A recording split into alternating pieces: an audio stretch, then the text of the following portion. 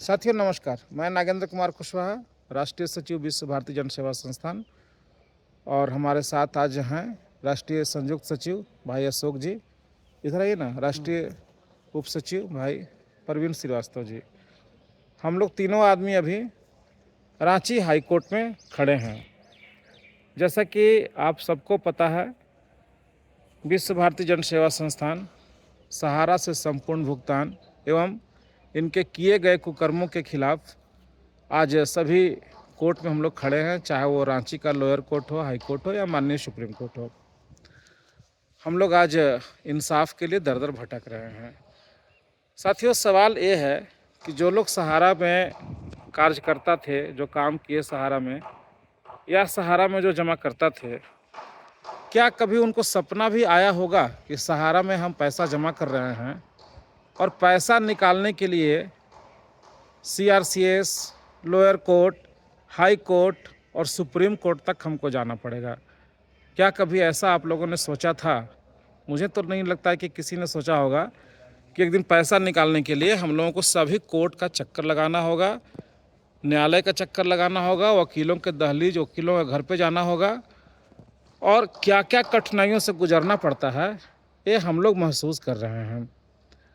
आज Ranchi high court में 9 case लगाया गया है सहारा के द्वारा, जबकि हम लोग इंसाफ मांगने के लिए कहाँ गए थे? सबसे पहले सहारा के पास गए थे कि भैया जो पैसा लिए हो हम लोगों का दे दो।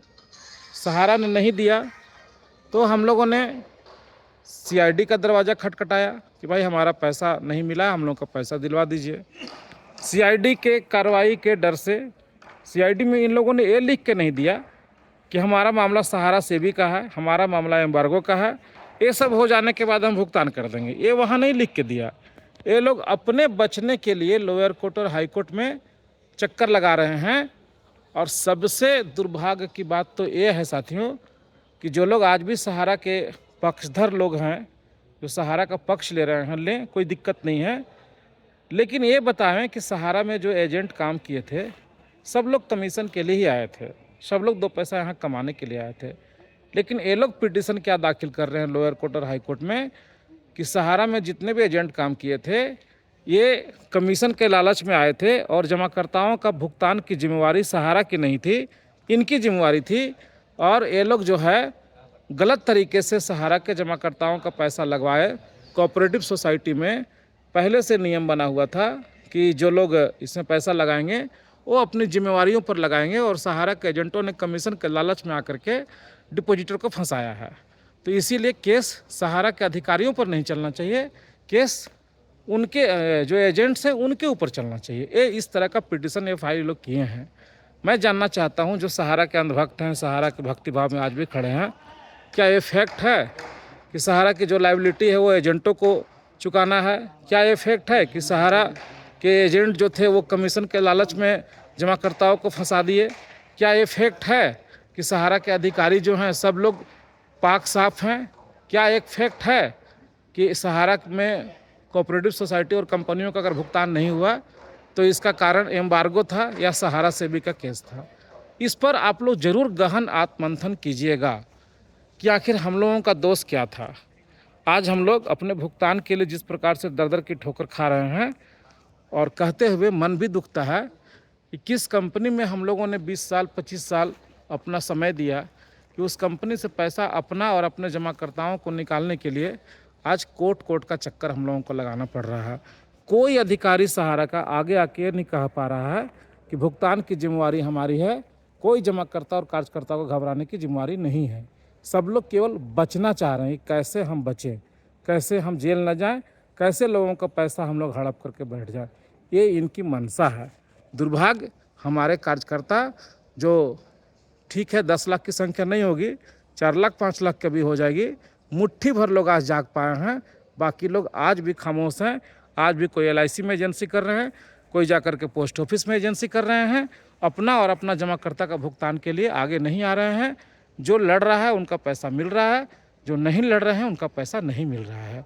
सहारा के अधिकारी ये नहीं समझा पा रहे हैं कि आप पे ऊपर जब कोर्ट ने कह दिया कि एम्बार्गो नहीं है, कोर्ट ने कह दिया कि आपके ऊपर संपत्ति बेचने का रोक नहीं है, कोर्ट ने कह दिया कि आप इनके जमाकर्ताओं का भुगतान कीजिए, फिर भी इन लोगों ने भुगतान क्यों नहीं दिया। सहारा के अधिकारी ये नहीं बता रहे हैं कि किस कोर्ट ने इनको मना किया था कि कोऑपरेटिव सोसाइटी का भुगतान नहीं कीजिए।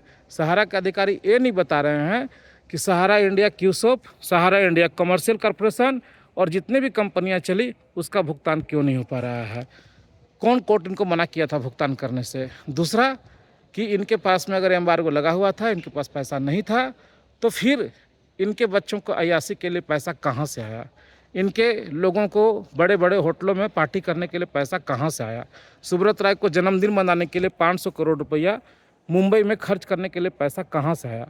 पूरे देश के लिए अगर एम्बार्गो था तो क्या उनके ऊपर एम्बार्गो नहीं रहा। दूसरा चीज़, आज ये सभी कोर्ट में महंगे महंगे वकील खड़े कर रहे हैं, नामी गिरामी वकीलों को खड़ा कर रहे हैं। आखिर उन वकीलों को देने के लिए पैसा कहाँ से आ रहा है, क्या उनके लिए एम्बार्गो नहीं है। ये सारा सवाल तो बनता है और ये सवाल तो हम लोग पूछते रहेंगे तब तक जब तक कि हम लोगों का पैसा नहीं मिल जाए या इन लोगों को किए हुए कुकर्मों को सज़ा नहीं मिल जाए। तो हम लोग तो लड़ रहे हैं साथियों, तय आप लोग को करना है कि इस लड़ाई में हम लोग का साथ दीजिएगा या हम लोगों को शहीद होता हुआ देखिएगा, ये तय आप लोग को करना है। चलिए, हमारे साथ प्रवीण श्रीवास्तव जी हैं।